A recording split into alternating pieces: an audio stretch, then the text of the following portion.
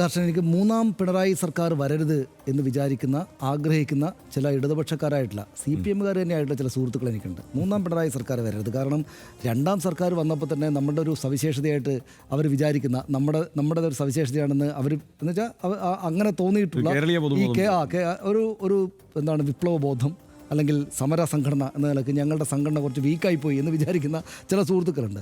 അവർ മൂന്നാം സർക്കാർ വരണമെന്ന് ആഗ്രഹിക്കുന്നത്. ഞങ്ങൾക്ക് പ്രതിപക്ഷത്തിരുന്നാൽ മതി എന്നാണ് അവർ വിചാരിക്കുന്നത്. പക്ഷേ അവർ പോലും അങ്ങനെയല്ല സംഭവിക്കുക എന്നാണ് വിചാരിക്കുന്നത്. അവർ വിചാരിക്കുന്ന മൂന്നാം സർക്കാർ വരും. അതിലൊരു പ്രധാനപ്പെട്ട കാര്യം ഹർഷൻ പറഞ്ഞ പോലെ പ്രതിപക്ഷം വേണ്ട രീതിയിലല്ല ആക്ട് ചെയ്യുന്നത് എന്ന തോന്നൽ നിശ്ചയമായിട്ടും അവർ CPM-ൻ്റെ ആളുകളാണല്ലോ, അവർക്കുണ്ട്. രണ്ടാമത്തേത്, പക്ഷേ ഈ സർക്കാർ യഥാർത്ഥത്തിൽ നല്ല കാര്യങ്ങൾ ചെയ്താണ് മുന്നോട്ട് പോകുന്നത് എന്ന തോന്നൽ അവർക്ക് നന്നായിട്ടുണ്ട്. അവർ വിചാരിക്കുന്നത് എന്ന് വെച്ചാൽ ഈ CPM-കാർ തന്നെ ആയിരിക്കെ എന്നാൽ മൂന്നാം സർക്കാർ വരരുത് എന്ന് വിചാരിക്കുന്ന അങ്ങനെയുള്ള ആളുകൾ ഉണ്ടാവുമല്ലോ.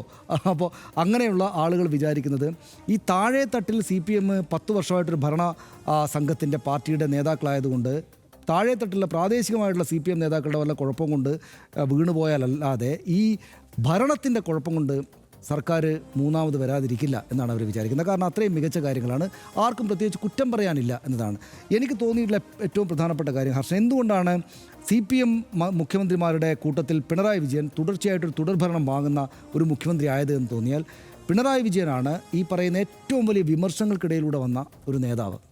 അദ്ദേഹത്തിൻ്റെ കരിയർ മുഴുവൻ ആളുകളുടെ ചീത്തകളിയാണ്.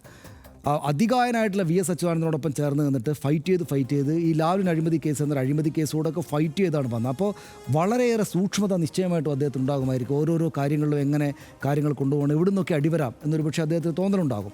അതോടൊപ്പം ചേർന്നൊരു കാര്യമാണ് BJP സർക്കാരാണ് കേന്ദ്രത്തിൽ ഭരിക്കുന്നത്, ഈ രണ്ട് സർക്കാരും അദ്ദേഹം നയിക്കുമ്പോൾ എന്നുള്ള കാര്യം. അതായത് എന്തെങ്കിലും ഒരു ചെറിയ ഒരു പോയിൻ്റ്, ഒരു നൂലിയുടെ സാധനം കിട്ടിയാൽ ഇവർ നമ്മളെ തമർത്തിക്കളയും എന്നൊരു തോന്നൽ പിണറായി വിജയനും അദ്ദേഹത്തിൻ്റെ സർക്കാരിനും ഉണ്ടാകാൻ സാധ്യതയുണ്ട്. കാരണം അവർ ED ഇവിടെ വട്ടമിട്ട് പറക്കുകയാണ്, ഇവിടെ ഓഫീസും വീടും എടുത്ത് നിൽക്കുകയാണ് ED, CBI ഒരു വഴിക്കുണ്ട്, സകലമാന സംവിധാനങ്ങൾ കൊണ്ട് കേരളം എങ്ങനെയെങ്കിലും പിടിക്കാം എന്ന് ഉറപ്പിച്ച് നിൽക്കുന്നൊരു കേന്ദ്ര സർക്കാരാണ്. അവിടെയുള്ള എല്ലാ സംസ്ഥാനങ്ങൾക്ക് നേരെയും അവർക്ക് ആ നോട്ടമുണ്ട്, കേരളത്തോട് പക്ഷേ അഡീഷണൽ ആയിട്ടുള്ള നോട്ടമുണ്ട്. അപ്പോൾ ഇതിനകത്തുകൂടെ ഈ ഭയങ്കര തീയിൽ മുളച്ചത് വെയിലത്ത് പാടില്ല എന്ന് പറഞ്ഞതുപോലെ ഇതിനിടയിൽ കൂടെ പോകുന്നുണ്ട് അധികമായിട്ടുള്ള ജാഗ്രതയും സൂക്ഷ്മതയും ഈ മുഖ്യമന്ത്രിക്കും മന്ത്രിമാർക്കും ഉണ്ടായിരിക്കാൻ ഇടയുണ്ട്. അതുകൊണ്ടായിരിക്കണം ഒരുപക്ഷെ അവരിങ്ങനെ പിടിച്ചു നിന്നത് എന്നെനിക്ക് തോന്നുന്നുണ്ട്.